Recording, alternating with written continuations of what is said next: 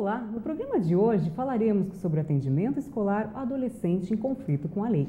Como funciona e a importância de sensibilizar o professor para atender esses estudantes. Para falar melhor sobre esse assunto, nós recebemos o Dr. Murilo José Giacomo, procurador do Ministério Público do Estado do Paraná, mestre em Ciências Jurídicas pela Faculdade de Direito de Lisboa, professor na Fundação Escola do Ministério Público do Estado do Paraná, FEMPAR, e também atua junto ao Centro de Apoio Operacional das Promotorias da Criança e do Adolescente. Cláudia Maruyama Menoncin, formada em Medicina pela Universidade Federal do Paraná, especialista em Psiquiatria pela Associação Brasileira de Psiquiatria e atua no SENSE, Centro de Socioeducação de Curitiba. Também conosco, Márcia Regina Mocelin, doutora em Educação pela Universidade Tuiuti do Paraná, e Estela Mares Brito Maziero, mestre em Educação pela Universidade Federal do Paraná, ambas professoras da Rede Estadual de Ensino do Paraná e atuam no Centro de Socioeducação de Curitiba, Unidade de Internação Provisória de Adolescentes em Conflito com a Lei. Olá, tudo bem com vocês? Sejam bem-vindos ao Educação em Debate. Muito obrigada. Mas antes de darmos início à nossa conversa, nós vamos assistir uma matéria sobre o tema de hoje. O adolescente autor de ato infracional, similar a crime ou contravenção penal, deve ser responsabilizado por seus atos por meio de medidas socioeducativas. Embora a medida socioeducativa tenha natureza sancionatória ou repreensiva, ela deve ter caráter essencialmente pedagógico. Temos como medidas previstas no artigo 112 do Estatuto da Criança e do Adolescente: 1. Advertência. 2. Obrigação de reparar o dano. 3. Prestação de serviços à comunidade. 4. Liberdade assistida. 5. Inserção em regime de semiliberdade. 6. Internação em estabelecimento educacional. 7. Qualquer uma das previstas no artigo 101, 1 a 6. Parágrafo 1º. A medida aplicada ao adolescente levará em conta sua capacidade de cumpri-la, as circunstâncias e a gravidade da infração. Parágrafo 2º. Em hipótese alguma e sob pretexto algum, será admitida a prestação de trabalho forçado. Parágrafo 3º. Os adolescentes portadores de doença ou deficiência mental receberão tratamento individual e especializado, em local adequado às suas condições. É importante esclarecer que as medidas socioeducativas que são aplicadas em meio aberto, prestação de serviços à comunidade e liberdade assistida, devem ser acompanhadas pelo município. Já as medidas restritivas de liberdade, regime de semiliberdade e de internação em estabelecimento educacional, ficam a cargo do Estado, sendo acompanhadas pela Secretaria de Justiça, Cidadania e Direitos Humanos no Paraná. No Paraná, temos 19 unidades socioeducativas que recebem adolescentes para o cumprimento de medidas de internamento ou que estão aguardando a sentença judicial, internação provisória. Nessas unidades, os estudantes participam também de aulas de qualificação profissional, esporte, cultura e lazer e recebem a escolarização no nível de educação básica. A escolarização acontece por meio das ações pedagógicas descentralizadas, as quais estão vinculadas a um Centro Estadual de Educação de Jovens e Adultos. O Departamento de Educação de Jovens e Adultos é responsável pelas orientações a esses centros. Por intermédio da parceria entre Secretaria de Justiça, Cidadania e Direitos Humanos e Secretaria de Estado da Educação, ocorre escolarização nas unidades socioeducativas, sendo que os professores da Rede Estadual de Educação, após participarem de um edital de seleção, realizam esse atendimento. A matéria que acabamos de assistir, ela mostra quais são as medidas socioeducativas quando são utilizadas. Agora, doutor Murilo, qual a diferença entre um ato infracional e a indisciplina e como a escola deve agir diante de um ato infracional? Bom, o ato de indisciplina seria todo aquele ato que, embora não caracterize um ato infracional, ele de alguma forma subverte a ordem, a disciplina na sala de aula, tumultua a forma como a educação ela vai ser ministrada no âmbito escolar. E, geralmente, para esses atos, você tem uma resposta prevista no regimento escolar. Então, é importante que o regimento escolar esteja atualizado, inclusive de acordo com as normas de referência, o estatuto, outras normas que podem ser aplicáveis, de modo que quando o adolescente ou a criança praticar algum ato que causa esse transtorno, subverte essa ordem na sala de aula, haja uma resposta, haja uma intervenção preponderantemente, aliás, unicamente pedagógica, né? De modo que possa haver o alerta, a orientação da criança, eventualmente extensiva aos seus pais. É sempre importante que os pais participem desse processo, né, de construção da cidadania do jovem e, a partir daí, tente entender o que aconteceu, o que levou à prática daquele ato e tentar, a partir de ações positivas, evitar que ele se repita. Como vimos na matéria, quando o adolescente ele cumpre uma medida socioeducativa, ele precisa voltar para a escola. Agora, doutor Murilo, como é feita a escolha da escola pelo juiz? Não é o juiz que escolhe a escola. Na verdade, nós não estamos falando, né, de alguém que deve ser obrigado, forçado a ser inserido no sistema de ensino. Nós estamos falando de um processo de inclusão de um cidadão, né, que precisa, né, voltar a estudar. E é importante que não haja discriminação, preconceito em relação a esse jovem que vai ser inserido no sistema.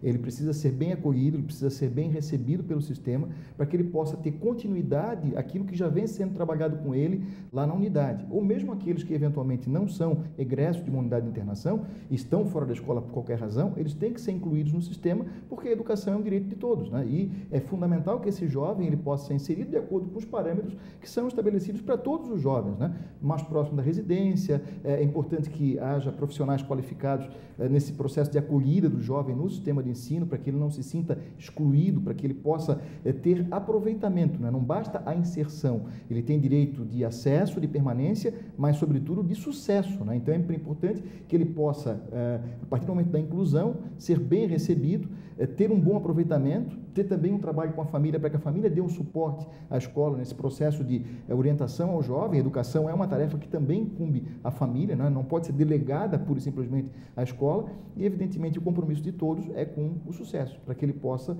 tirar dali um bom proveito para a sua vida, né? A educação é para a vida. É interessante reforçar essa situação, doutor Murilo, no seguinte, que não é o juiz que encaminha para a escola. Todo adolescente que está em cumprimento de uma medida socioeducativa, seja internação, liberdade assistida, qualquer uma das medidas, o encaminhamento não é feito pelo juiz. O encaminhamento geralmente é feito por membros da ação social, pelo próprio centro de internação, que vai dar destino a esse adolescente que precisa ser bem recebido na escola. Isso que é importante ressaltar. Agora, Estela, nós sabemos que houve um aumento na demanda de matrículas de adolescentes em conflito com a lei para os CBJAs e não para as escolas regulares. Você poderia falar para a gente o que está acontecendo, por quê e qual seria a melhor instituição para acolher esse estudante? O que nós observamos em relação ao aumento das matrículas para os centros de educação básica em jovens e adultos, os CBJAs, é que esses adolescentes, eles, em função da flexibilidade dessas escolas, eles se adaptam melhor. Não tem a rigidez do ensino regular. Então, com relação aos horários, com relação ao próprio atendimento individual e coletivo, ele se adapta melhor e ele é melhor recebido. Ele se adapta ao sistema de forma... Tem um melhor aproveitamento. Tem um melhor aproveitamento. Não que o ensino regular não seja necessário, claro que não, mas é que a flexibilidade da educação de jovens e adultos parece que se adapta melhor ao adolescente em conflito com a lei. Agora, doutor Murilo, quais sugestões seriam pertinentes para que haja um trabalho articulado entre esses órgãos, Conselho Tutelar, Ministério Público e as escolas? Na verdade, a lei já prevê expressamente, né, a formação da rede de proteção, e aí é fundamental que nós tenhamos em cada organismo, em cada programa, em cada órgão do governo, profissionais de referência, né, que sejam pessoas que tenham vocação, que tenham preparo para poder servir de referência para os demais, né, integrantes dessa rede, e que sejam multiplicadores, né, junto aos órgãos onde eles atuam, para que todos possam, né, de alguma forma, dar a sua contribuição. A rede ela tem que ter capilaridade, nós temos que ter uma rede que ela seja ampla, inclusive abrangendo as famílias, abrangendo a comunidade. As comunidades, elas muitas vezes têm certas organizações internas que podem ser utilizadas nesse processo de resgate do jovem, inclusive aquele que está fora do sistema, não praticou nenhum ato infracional, mas está fora do sistema. E se não for trazido de volta para o sistema, amanhã vai praticar um ato infracional, até porque a grande parte dos jovens que se envolvem com a prática de ato infracional, que praticam crimes, contravenção, eles estão fora da escola, ou têm uma defasagem da série gigantesca, não tem um bom aproveitamento escolar. Quer dizer, quando nós trabalhamos no sentido da inclusão, do resgate daqueles jovens que estão fora do sistema, estamos também combatendo a violência, estamos combatendo a prática de infrações. E aí, a forma como nós vamos fazer para que esses diversos órgãos que são corresponsáveis, não é só a escola, né? Quando a lei fala em educação, ela diz que não é só a escola ou a Secretaria de Educação fala que é dever do Estado, lá do censo, né?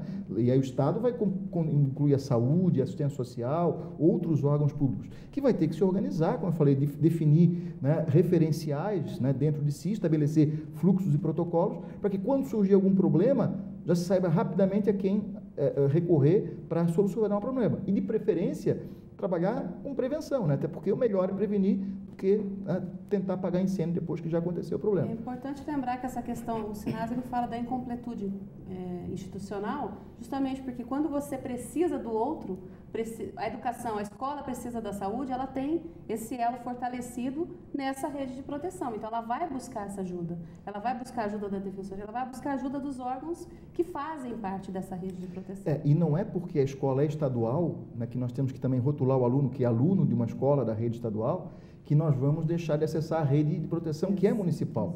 Né? Na verdade, a lei prevê expressamente a articulação entre os órgãos do Estado, dos municípios, até da União, e que nós temos que trabalhar conjuntamente. Então, a escola estadual, ela vai ter que se inserir na rede de proteção, ainda que a rede seja eminentemente composta por órgãos municipais, e vai ter que definir essas ações coordenadas, conjuntas, integradas, né, de forma, né, pactuada. Né? Quando a gente fala em rede, quando a gente fala em atendimento de educação, efetivação do direito, estamos falando de uma política pública.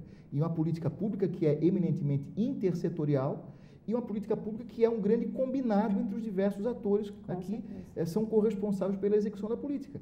Então, quando for necessário alguma avaliação, algum diagnóstico, né, atendimento pela rede, isso tem que ter sido previamente já combinado, agendado, preparado, né, planejado, e já se tem que ter à disposição o equipamento, né, a quem recorrer.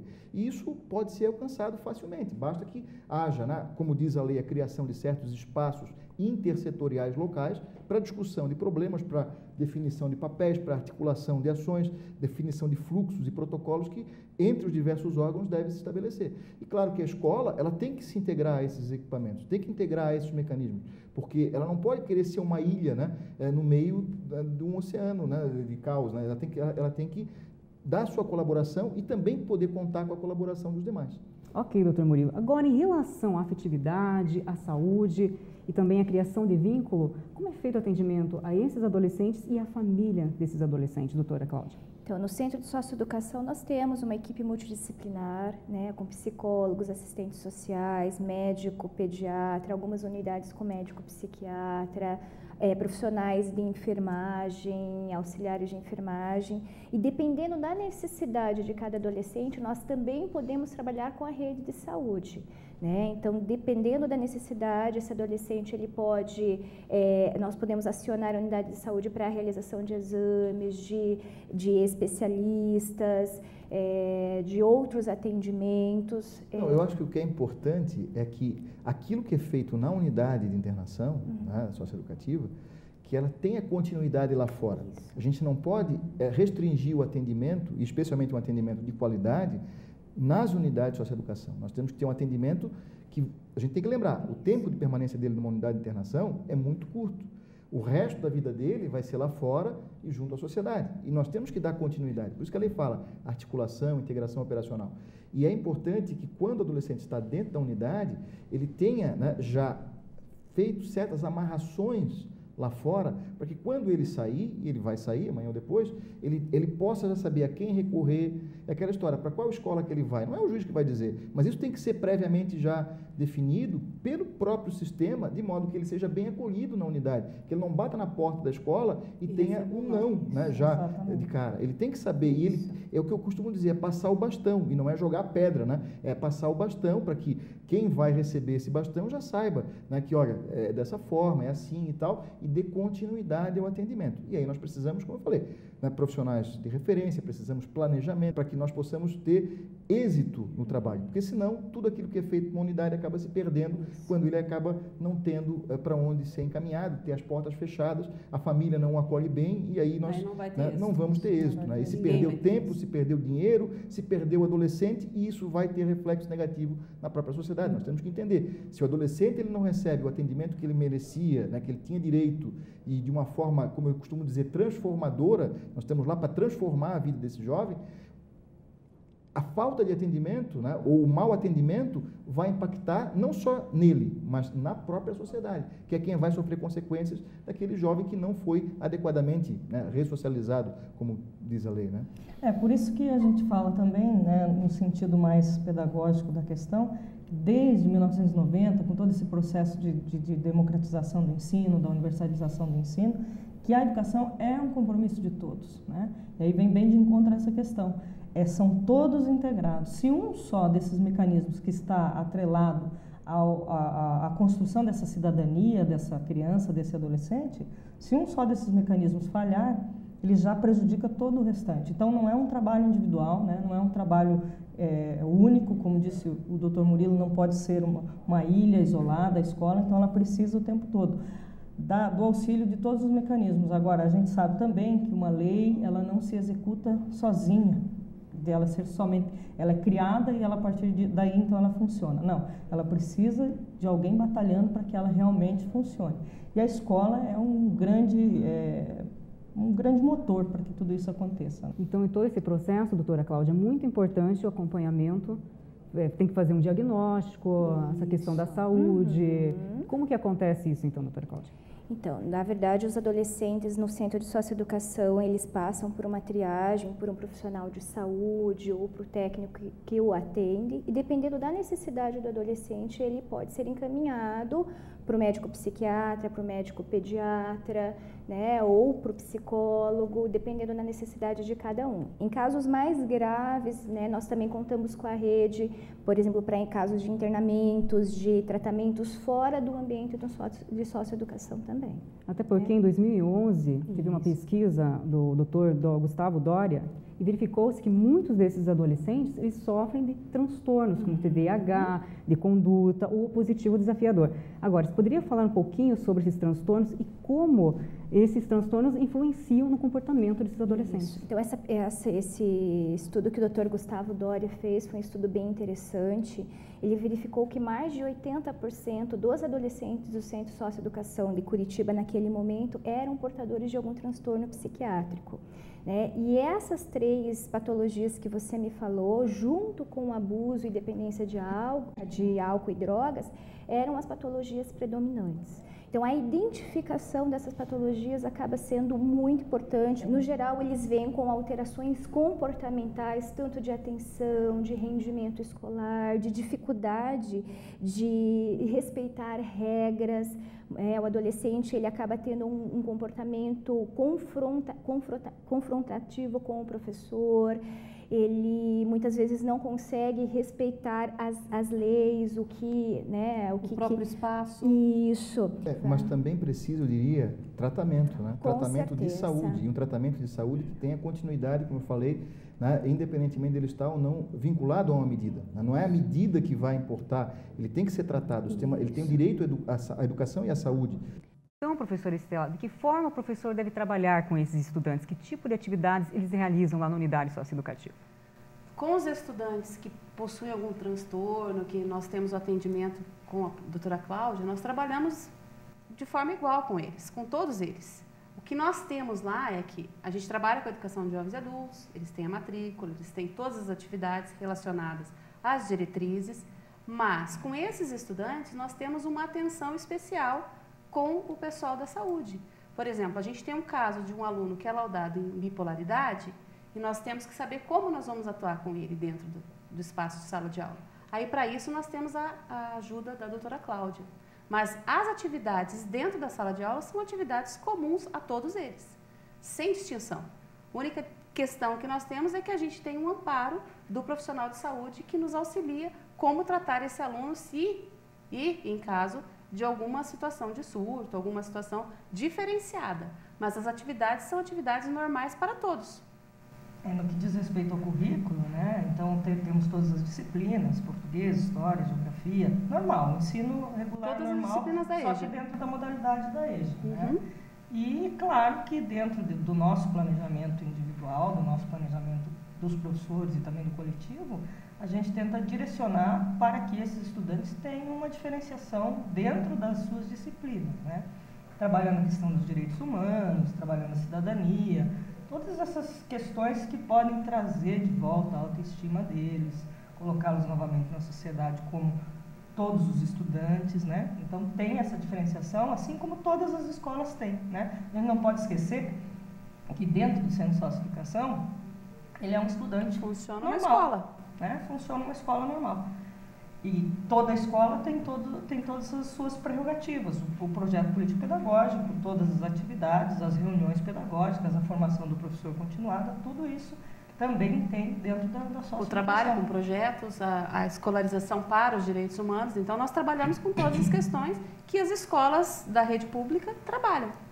E é importante que ele não perca isso quando ele eventualmente vai ser inserido no sistema regular de ensino ou na EJA, né? Fora da unidade. Né? Ele tem que ter continuidade. Né? E daí, porque todas as escolas têm que estar preparadas para atender esse público, né? Não porque o juiz mandou, porque está executando medida, mas porque é um cidadão que necessita, né, desse amparo, desse olhar diferenciado, mas que não seja discriminatório e que nós possamos ter a complementariedade lá fora, inclusive com outros equipamentos da própria rede, questão da saúde, né, o atendimento de saúde, a assistência social para as famílias que muitas vezes necessitam, até para que elas possam também cumprir o seu papel de educadores, né, que eles também têm que trabalhar na perspectiva da educação, como foi mencionado, e tudo mais que ele necessitar. Né? Então, é muito importante, eu digo isso, que não se perca aquilo que é trabalhado nas unidades no momento em que ele é desligado da socioeducação ou da internação e passa ao meio aberto, que é o resto da vida dele. Né? Doutora Cláudia, você já falou para a gente como acontece o acompanhamento psiquiátrico dentro da unidade socioeducativa. Agora, como é o acompanhamento psiquiátrico fora da unidade socioeducativa? Então, nós acionamos a rede de saúde, né, como um adolescente da comunidade. Então, dependendo da demanda desse adolescente, da necessidade, da individualidade do adolescente, ele pode ser encaminhado para um acompanhamento ambulatorial, psiquiátrico ambulatorial, ele pode ser encaminhado para a psicoterapia, ele pode ser encaminhado para os centros de atendimento psicossocial e até mesmo para internações, né, em casos de adolescentes em abstinência de drogas, né? Então, o Centro de Socioeducação, ele faz muito encaminhamento para internamento, tanto em hospital quanto para a comunidade terapêutica. Então, esse encaminhamento, ele é individualizado e ele utiliza a rede de saúde. Agora, com relação aos estudantes enviados pelo Conselho Tutelar, os professores afirmam que o maior interesse das famílias é pelo auxílio financeiro encaminhado pelo governo. Então, o que acontece? Esses estudantes frequentam a escola de 20 a 40 dias e simplesmente não vão mais. A escola, claro, faz todos os trâmites de busca ativa, mas o estudante só retorna quando o auxílio, benefício, no caso, é cortado. Como lidar com essa situação, pensando na aprendizagem e não no auxílio financeiro?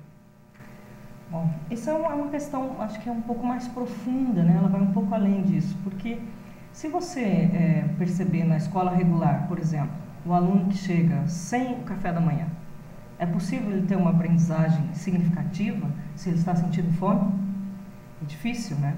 Então, essa questão, ela está atrelada. Os benefícios que são de direito de todos devem ser concedidos a todos, né?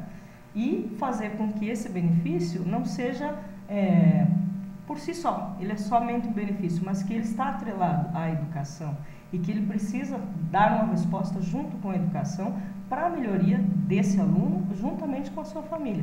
Então, o benefício ele não é uma fuga ou uma questão de dependência, mas ele é, sim, um auxílio para que essas famílias possam, né, dar continuidade no dia a dia das suas vidas. Né? Mas eu acho que aí é importante trabalhar tanto com o aluno quanto com os pais o porquê da educação. O que a educação significa claro, para a vida daquela pessoa. Exatamente. Procurar mostrar a importância, né, da educação nessa perspectiva de transformação de uma trajetória de vida. Enquanto não houver essa conscientização, é muito complicado. Né? E é fundamental que a escola, especialmente para jovens com mais de 14 anos, ela de alguma forma, e a Constituição ela aponta nesse sentido, ela tenha também a preocupação de profissionalização desses jovens. Porque aí você vai já dar um significado maior para a educação. Quer dizer, a educação ela vai preparar aquela pessoa até para que ela possa no futuro ter um nível mais elevado, né, de emprego, não precisar mais do benefício. E não precisar mais do benefício. Exatamente. Porque justamente a ideia é emancipar o sujeito. Né? Através da educação, você se emancipa, você se torna cidadão. E protagonista da sua própria vida. Exatamente, né? Você transforma a sua vida. Eu acho que está faltando, talvez, essa consciência. Quer dizer, é aquela história, a educação ela não pode ser uma obrigação, ela não pode ser uma punição. Ela é um direito que tem que ser exercido de uma forma adequada. E que é importante na vida daquele adolescente. Exatamente, e mostrar essa importância concretamente, né? Para que ele veja um significado, para que ele veja um sentido, né? Do porquê que ele está sendo educado. E a família entender isso também, porque às vezes nós temos familiares que não têm esse mesmo, né, mesmo valor. E nós temos, por isso que tem que trabalhar a família junto com o aluno.